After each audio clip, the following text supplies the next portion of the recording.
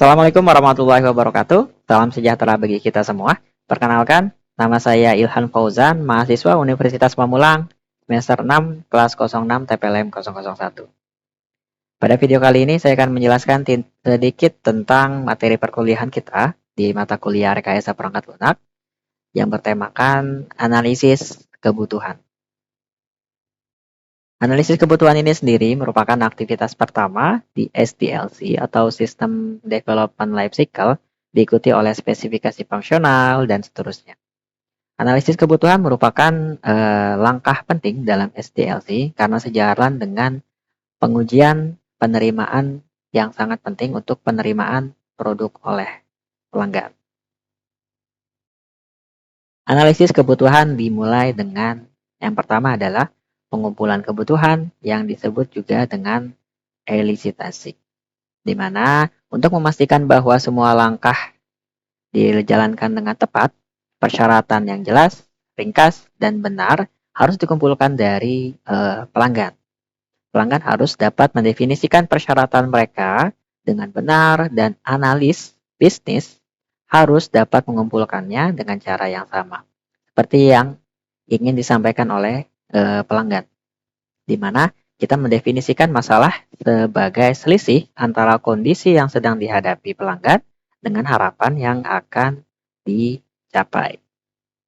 Berikutnya adalah ini diikuti dengan menganalisis persyaratan yang dikumpulkan untuk memahami kebenaran dan kelayakan mengubah persyaratan ini menjadi produk yang memungkinkan. Nah, di mana setelah pengumpulan kebutuhan, analisis kebutuhan itu dimulai. Nah, pada tahap ini, berbagai pemangku kepentingan duduk dan melaksanakan sesi brainstorming, di mana mereka menganalisis persyaratan yang dikumpulkan dan mencari kelayakan untuk menerapkannya. Biasanya mereka berdiskusi satu sama lain dan setiap ambiguitas diselesaikan. Langkah ini bisa dibilang sebagai langkah yang sangat penting dalam proses analisis kebutuhan. Karena beberapa alasan utama seperti pelanggan dapat memberikan beberapa persyaratan yang mungkin tidak mungkin diterapkan, gitu kan? Karena berbagai ketergantungan dan seorang analis bisnis mungkin telah memahami persyaratan dari pelanggan secara berbeda. Dari bagaimana seorang programmer atau proses pengembangan akan menafsirkannya. Lalu berikut yang terakhirnya adalah mendokumentasikan persyaratan yang dikumpulkan. Di mana setelah analis persyaratan dilakukan, dokumentasi persyaratan pun baru dimulai. Nah, berbagai jenis kebutuhan keluar dari analisis kebutuhan. Ini akan menjadi acuan dari pengembangan nantinya, kan? Dokumentasi ini biasanya meliputi seperti custom requirement specification, software architecture requirement, software design requirement, functional requirement specification, di mana dia itu berasal langsung dari spesifikasi pelanggan dan user interface requirement.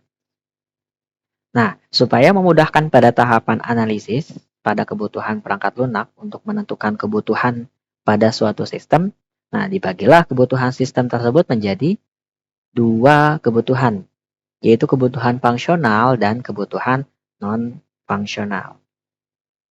Kita lihat di sini, di mana kebutuhan fungsional itu adalah kebutuhan yang berisi proses-proses apa saja atau layanan apa saja yang nantinya harus disediakan oleh sistem. Mencakup bagaimana sistem harus bereaksi pada input tertentu dan bagaimana perilaku sistem pada situasi tertentu. Berikutnya adalah kebutuhan non-fungsional. Kebutuhan non-fungsional adalah kebutuhan yang menitikberatkan pada properti perilaku yang dimiliki oleh sistem. Kebutuhan fungsional juga sering disebut sebagai batasan layanan atau fungsi yang ditawarkan sistem seperti batasan waktu, batasan pengembangan proses, standarisasi, dan lain-lain.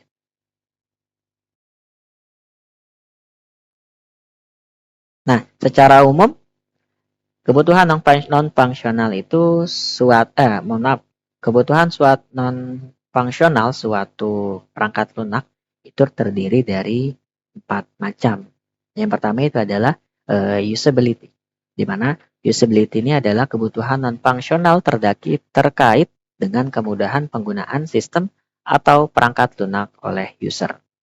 Yang kedua itu adalah portability, di mana portability ini ialah kemudahan dalam pengaksesan sistem, khususnya terkait dengan faktor waktu dan lokasi pengaksesan, serta perangkat atau teknologi yang digunakan untuk mengakses. Perangkat atau teknologi tersebut meliputi perangkat lunak, perangkat keras, dan perangkat jaringan. Yang ketiga adalah reliability, di mana reliability ini merupakan kebutuhan terkait kehandalan sistem atau perangkat lunak, termasuk juga faktor keamanan atau security system. Yang keempat adalah supportability. Supportability ini ialah kebutuhan terkait dengan dukungan dalam penggunaan sistem atau perangkat lunak. Contoh kebutuhan fungsional. Yang pertama ini adalah sistem dapat melakukan atau melaksanakan input pendataan buku. Kedua, sistem dapat melakukan input pendataan anggota. Yang ketiga, sistem dapat melakukan transaksi peminjaman. Yang keempat, sistem dapat melakukan transaksi pengembalian. Sistem menyediakan fitur yang memungkinkan penggunanya membaca artikel atau dokumen dalam perpustakaan. Sistem dapat menghitung denda apabila peminjam terlambat mengembalikan buku. Sistem dapat menampilkan laporan bulanan peminjaman dan pengembalian buku. Sementara, contoh kebutuhan non-fungsional yang pertama itu adalah sistem dapat dijalankan oleh beberapa software web, browser, diantaranya Internet Explorer, Google Chrome, dan Mozilla Firefox. Proses dari pengguna membuka sebuah artikel atau dokumen untuk dibaca sampai sistem mengeluarkan atau menampilkan artikel tersebut berlangsung tidak lebih dari 10 detik. Sistem harus dapat memastikan bahwa data yang digunakan dalam sistem harus terlindungi dari akses yang tidak berwenang. Besarnya program dari sistem maksimal sebesar 100 MB.